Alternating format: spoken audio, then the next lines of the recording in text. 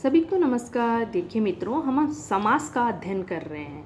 हमने समास के 6 प्रकार पढ़े हैं और उसमें हमने तत्पुरुष समास के 3 उपभेद अर्थात तत्पुरुष समास के 6 उपभेद होते हैं और हमने 3 उपभेद यहाँ पे उनका अध्ययन कर लिया है। कर्म तत्पुरुष समास, करण तत्पुरुष समास और संप्रदान तत्पुरुष समास। आज हम पढ़ेंगे अपादान तत्पुरुष समास। तो अपादान तत्पुरुष समास में क्या होता है, से अलग होने के अर्थ में चिन्ह का लोप होता है। अर्थात अपादान तत्पुरुष समास में अलग होने का भाव किसी वस्तु से या अलग होने का भाव जब वहाँ मिले तो वह होगा अपादान तत्पुरुष समास। तो हम उदाहरण के माध्यम से इसको समझेंगे। समस्त पद है और समास विग्रह है।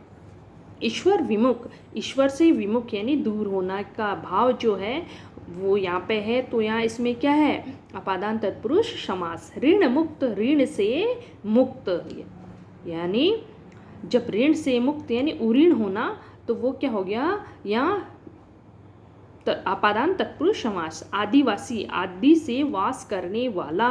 कामचोर, काम से जी चुराने वाला। गुणातीत, गुणों से अतीत या परे अर्थात गुणों से जो दूर है जो, तो वो क्या है, गुणातीत। जल जात, जल से जात या उत्पन्न होना। जन्मांध, जन्म से अंधा। बंधन मुक्त, बंधन से मुक्त हो। पथ भ्रष्ट, पथ से भ्रष्ट। देश से निकाला, देश से निकाला। दूरदर्शन, दूर से दर्शन। सेवा निवृत्त, सेवा से निवृत्त। अर्थात इन उदाहरणों में क्या है, से या अलग होने का, से विभक्ति का यहाँ प्रयोग हुआ है, जिसमें क्या है, अलग होने का भाव हमें यहाँ मिल रहा है। तो इसमें क्या हुआ, जहाँ अलग होने का भाव हो, से विभक्ति चिन्ह का प्रयोग किया गया हो, तो वहाँ क्या होगा, अपादान तत्पुरुष समास। तत्पुरुष समास का 5वां भेद है संबंध तत्पुरुष समास। अर्थात जिस समास में का, के, की चिन्हों का क्या है, लोप होता है और जब आप समास विग्रह करते हैं तो इन चिन्हों का हम क्या करते हैं, प्रयोग करते हैं। तो इन चिन्हों का जहाँ संबंध के रूप में का, के, की का विभक्ति चिन्हों का प्रयोग होता है तो वहाँ क्या होता है, संबंध तत्पुरुष समास। तो समस्त पद हैं और समासिक विग्रह है। तो गंगा जल, गंगा का जल, यहाँ पे क्या है, का क्या है, यहाँ विभक्ति चिन्ह का प्रयोग है, तो यहाँ पे क्या हुआ, संबंध तत्पुरुष समास। इसी प्रकार देखना, विद्यालय, विद्या का आलय अर्थात विद्या का घर, तो यहाँ पे भी क्या है, संबंध तत्पुरुष। इसी प्रकार आगे नगर शेठ, नगर का सेठ। राजमाता, राजा की माता। करोड़पति, करोड़ रुपयों का पति जो है, स्वामी है, वो क्या है, करोड़पति। कन्यादान, कन्या का दान। ग्रंथावली, ग्रंथों की अवली अर्थात पंक्ति। आत्मकथा, आत्मा यानी अपनी स्वयं के द्वारा लिखी हुई कथा वो होती है आत्मकथा। गोदान, गो या गाय का दान। चंद्रोदय, चंद्र का उदय। अमचूर, आम का चूर या चूरण या चूरा। जगन्नाथ, जगत या लोक का जो स्वामी है, नाथ है, वो है जगत नाथ, जगन्नाथ। तो इन उदाहरणों में क्या है कि का, के की विभक्ति चिन्हों का प्रयोग है जो हमें क्या बताता है, संबंध तत्पुरुष समास। तत्पुरुष समास का अंतिम और 6 नंबर पे जो समास है वो है अधिकरण तत्पुरुष समास। इसमें क्या होता है, में या पर चिन्हों का लोप होता है। जब हम समास विग्रह करते हैं तो इन चिन्हों का क्या है, प्रयोग किया जाता है, तो वहाँ अधिकरण तत्पुरुष समास होता है। अधिकरण तत्पुरुष समास में पर चिन्हों का, विभक्ति चिन्हों का हमें क्या है, ध्यान देना है। तो आत्मविश्वास, आत्मा पर विश्वास। ऋषिराज, ऋषियों में राजा। कविवर, कवियों में वर या श्रेष्ठ। आप बीती, आप पर बीती। सिर दर्द, सिर में दर्द। घुड़सवार, घोड़े पर सवार। जलमग्न, जल में मग्न। देशाटन, देश में अटन या भ्रमण। नराधम, नरों में अधम या नीच। मुनि श्रेष्ठ, मुनियों में श्रेष्ठ। सर्वोत्तम, सर्व सभी में जो उत्तम है वो सर्वोत्तम। हवाई यात्रा, हवा में यात्रा क्या है, हवाई यात्रा। तो इन सभी उदाहरणों में क्या है, में या पर क्या है, विभक्ति चिन्हों का प्रयोग किया गया है और जहाँ में और पर विभक्ति चिन्हों का प्रयोग होता है वो होता है अधिकरण तत्पुरुष समास।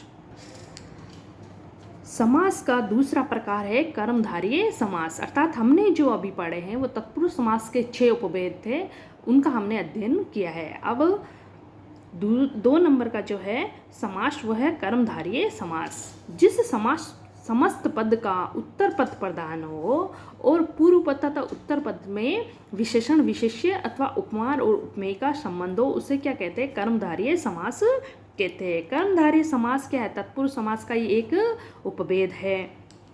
तो कर्मधारय समास में क्या होता है? विशेषण और विशेष्य और उपमेय उपमान का वहाँ संबंध होता है।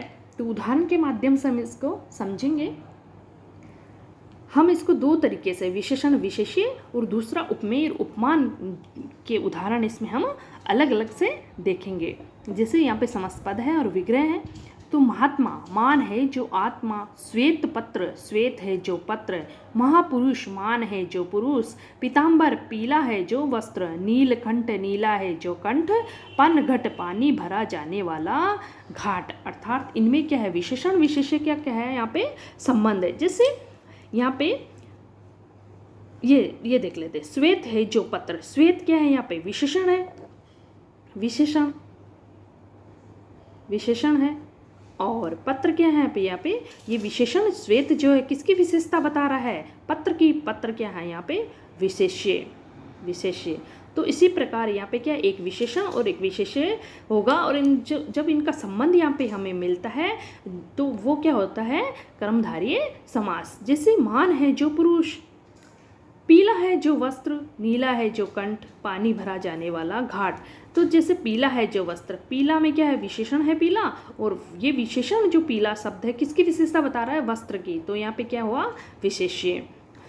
इसी प्रकार उपमेय और उपमान का हम संबंध देखते हैं और उदाहरण के माध्यम से इसको अच्छे से समझते हैं। मुख चंद्र, चंद्रमा रूपी मुख है। यहाँ पे मुख की विशेषता किससे करी हुई है? चंद्रमा से। तो यहाँ पे चंद्रमा क्या हुआ? उपमान, और मुख उपमेय। उपमान जिसकी विशेषता क्या होती है? दी जा रही है, तो वो होता है उपमेय, और उपमान। और जो उपमेय है वो है व्यक्ति या वस्तु की जिस की उपमा दी जा रही है वो होता है उपमेय। तो भव सागर, भव रूपी सागर। चरण कमल, कमल के समान जो है चरण। विद्याधन, विद्याधन विद्या रूपी धन। कीर्ति लता, लता रूपी कीर्ति। वचनामृत, वचन अमृत रूपी वचन।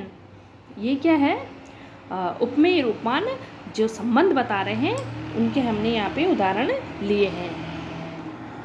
तो कर्मधारय समास में क्या होता है? विशेषण विशेष्य अथवा उपमेय या उपमान का संबंध होता है, तो वहाँ कर्मधारय समास होता है। आशा करती हूँ आपको समझ आया होगा। समझ आया हो तो वीडियो को लाइक, शेयर और सब्सक्राइब करें।